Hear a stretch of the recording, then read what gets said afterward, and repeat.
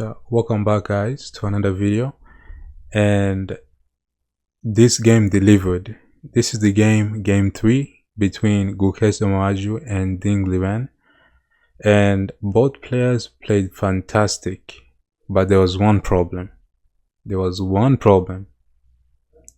see what I'm talking about. So Gukesh has the white pieces and Ding has the black pieces. Let's see what Gukesh does.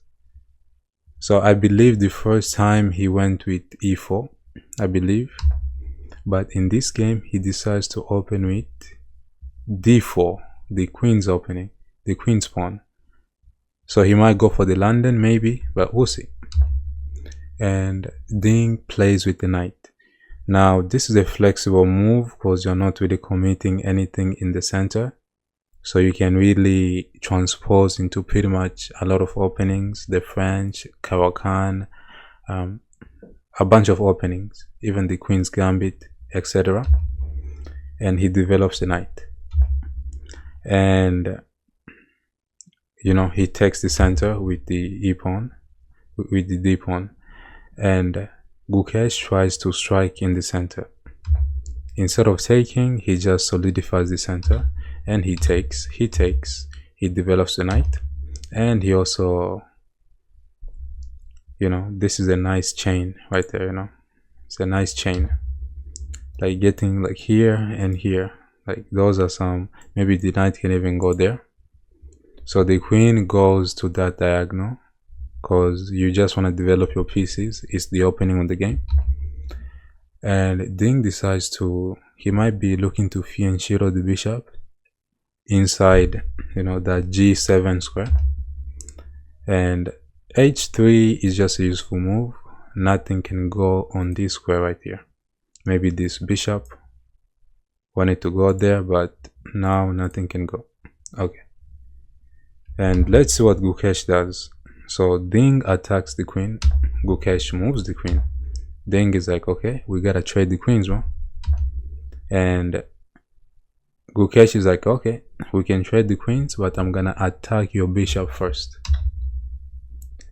He takes the queen. He cannot take here because the queen is hanging, so he's gonna have to take here first. So let's see what he does. He takes there, and then the bishop's probably gonna move away. The bishop goes into enemy territory. Now I want you to keep your eye on this bishop. Just keep your eye on the bishop. Now he plays the bishop to f4, just developing, and Ding decides to attack.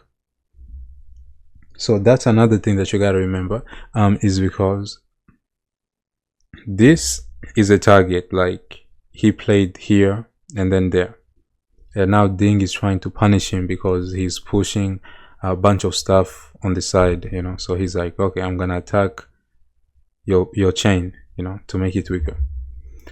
And there was a threat of take and take, so he decided to just go here. That way if he takes, he can just take back and the rook will be okay. So he takes back and he just develops the knight. The knight goes there. Now this bishop is just chilling. Now he's maybe looking to push, and the engine didn't like this move by Gukesh. It's not like a mistake or anything like that, but it was saying there was like another move instead of that. Cause the problem with that, like if Gukesh played like another move, like maybe knight there, then Ding was gonna play there, and maybe the bishop might even go back there or there, you know. So that's why he decided to stop that idea.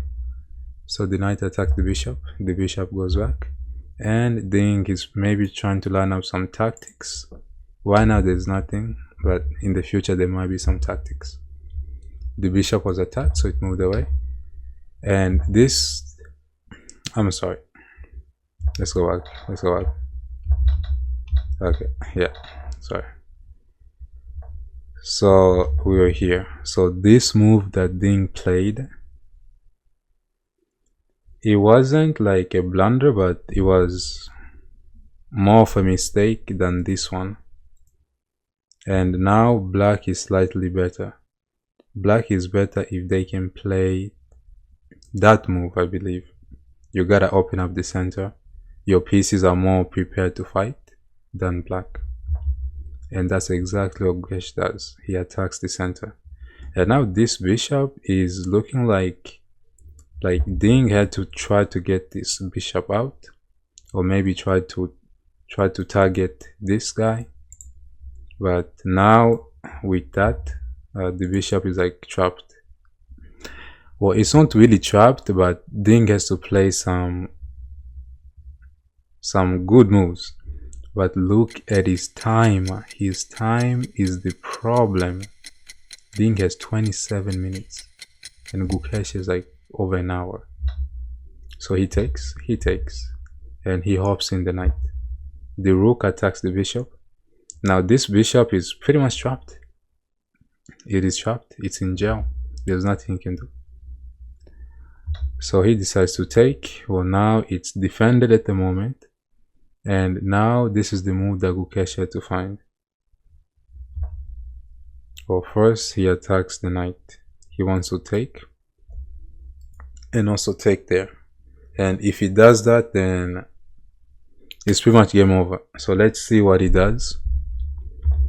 So he just defends, and really you can't really take, because Ding is gonna take there, because if you take, then he takes. So Ding has to do something first.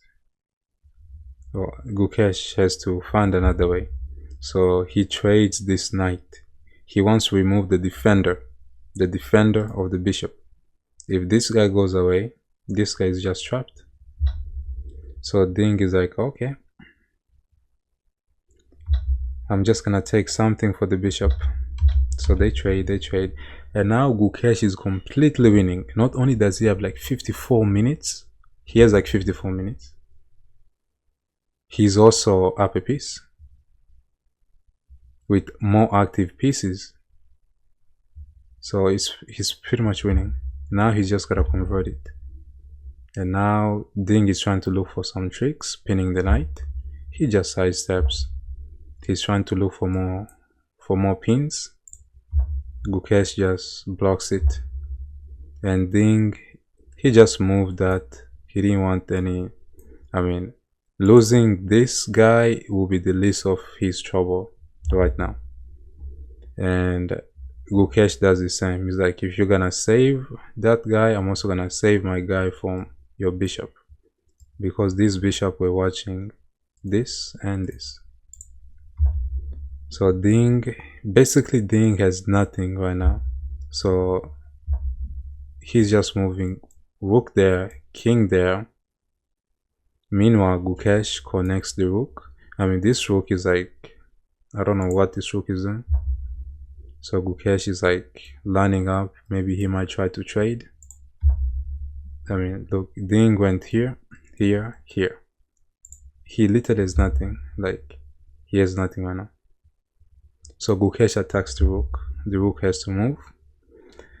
And now was an interesting part of the game, because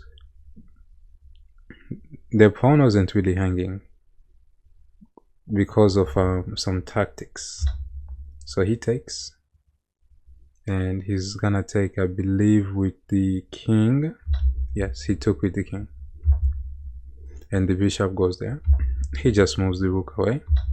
He takes, he attacks that, he goes there, and Ding has like, look at Ding's time. Ding has like 1 minute to like, I believe he was like, he needed like 5 more moves to like get to like 40, move 40, but he was pretty much lost. He was losing on time, he was losing on the board. So yeah, in this position he flagged, Ding flagged, and now the match is tied. Now in a few hours they're gonna begin the next round, and Ding is gonna have the white pieces. Ding had the white pieces, but he didn't push too much. So let's see what he's gonna do in the next game. I hope you guys enjoyed the video, and I'll see you guys next time.